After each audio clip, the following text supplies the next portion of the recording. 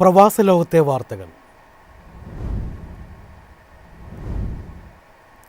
ആഭ്യന്തര അന്താരാഷ്ട്ര യാത്രാ നിരക്കുകളിൽ 50% വരെ ഇളവുകൾ പ്രഖ്യാപിച്ച് എയർ ഇന്ത്യ എക്സ്പ്രസ്.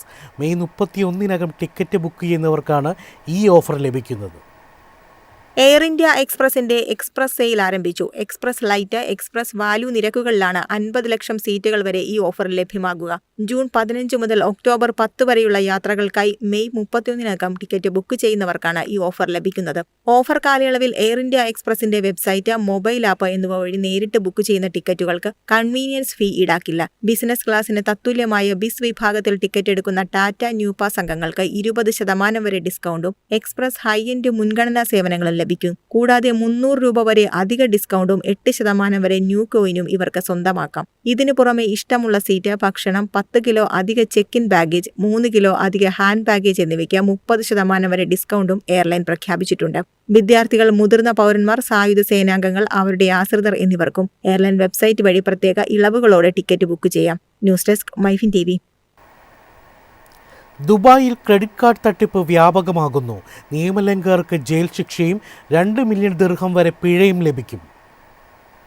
ദുബായിലെ പ്രവാസികൾ ഉൾപ്പെടെയുള്ളവർക്ക് പോലീസിന്റെ അതീവ ജാഗ്രതാ നിർദ്ദേശം. സംശയാസ്പദമായ വെബ്സൈറ്റുകളിലൂടെയോ അല്ലെങ്കിൽ സോഷ്യൽ മീഡിയ പേജുകളിലൂടെയോ പ്രചരിക്കുന്ന ക്രെഡിറ്റ് കാർഡുകൾ വാങ്ങുകയോ അതുവഴി ഷോപ്പിംഗ് നടത്തുകയോ ചെയ്യുന്നതിനെതിരെ കർശന മുന്നറിയിപ്പ് നൽകി. വിദേശത്തിരുന്ന് പ്രവർത്തിക്കുന്ന വലിയ ക്രിമിനൽ സംഘങ്ങളാണ് ഇത്തരം വ്യാജ ഓൺലൈൻ പ്ലാറ്റ്ഫോമുകൾക്ക് പിന്നിലെന്ന് ദുബായ് പോലീസ് കണ്ടെത്തി. നിയമപരമായി കമ്പനിയാണെന്ന് തോന്നിക്കുന്ന വ്യാജ വെബ്സൈറ്റുകൾ ഉണ്ടാക്കുകയും ഇതുവഴി കാർഡ് വിവരങ്ങൾ നൽകുകയോ അല്ലെങ്കിൽ മെസ്സേജുകളായി വരുന്ന തട്ടിപ്പ് ലിങ്കുകളിൽ ക്ലിക്ക് ചെയ്യുകയോ ചെയ്യുമ്പോൾ അറിയാതെ ബാങ്കിംഗ് വിവരങ്ങൾ ഹാക്കർക്ക് ലഭിക്കും. ഇതുവഴി തട്ടിപ്പ് നടത്തുകയും ചെയ്യുന്നു.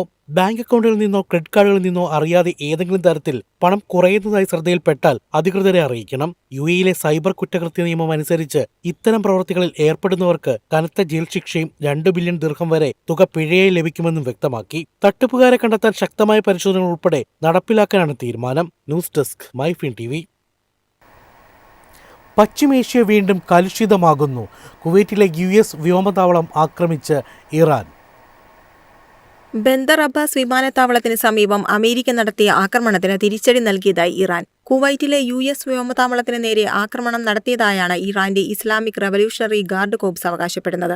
തങ്ങൾ ലക്ഷ്യമിട്ട US വ്യോമതാവളം ഏതാണെന്ന് ഇറാൻ മാധ്യമങ്ങൾ വെളിപ്പെടുത്തിയിട്ടില്ലെങ്കിലും അമേരിക്കയുടെ ഭാഗത്തുനിന്ന് ഇനി എന്തെങ്കിലും തരത്തിലുള്ള പ്രകോപനമുണ്ടായാൽ അതിന് ഇതിലും ശക്തമായ രീതിയിൽ തങ്ങൾ മറുപടി നൽകുമെന്ന് IRGC അറിയിച്ചു. ഹോർമുസ് കടലിടുക്കിന് സമീപമുള്ള ഇറാന്റെ ഡ്രോൺ പ്രവർത്തനങ്ങൾക്ക് നേരെ അമേരിക്കൻ സൈന്യം പുതിയ സൈനിക നടപടി സ്വീകരിച്ചതിന് തൊട്ടുപിന്നാലെയാണ് ഇറാന്റെ ഈ പ്രതികരണം. അതേസമയം ഇറാന്റെ ഭാഗത്തു നിന്നുണ്ടായ മിസൈൽ, ഡ്രോൺ ആക്രമണങ്ങളെ പ്രതിരോധിച്ചതായി കുവൈറ്റ് സൈന്യം അറിയിച്ചു. ജനങ്ങളോട് സുരക്ഷിത സ്ഥാനങ്ങളിലേക്ക് മാറാൻ അധികൃതർ നിർദ്ദേശം നൽകി. News desk MyFin TV. എളുപ്പത്തിൽ സമ്പാദ്യം വളർത്താം. ഇന്ന് തന്നെ മൈഫിൻ TV ആപ്പ് ഡൗൺലോഡ് ചെയ്യൂ.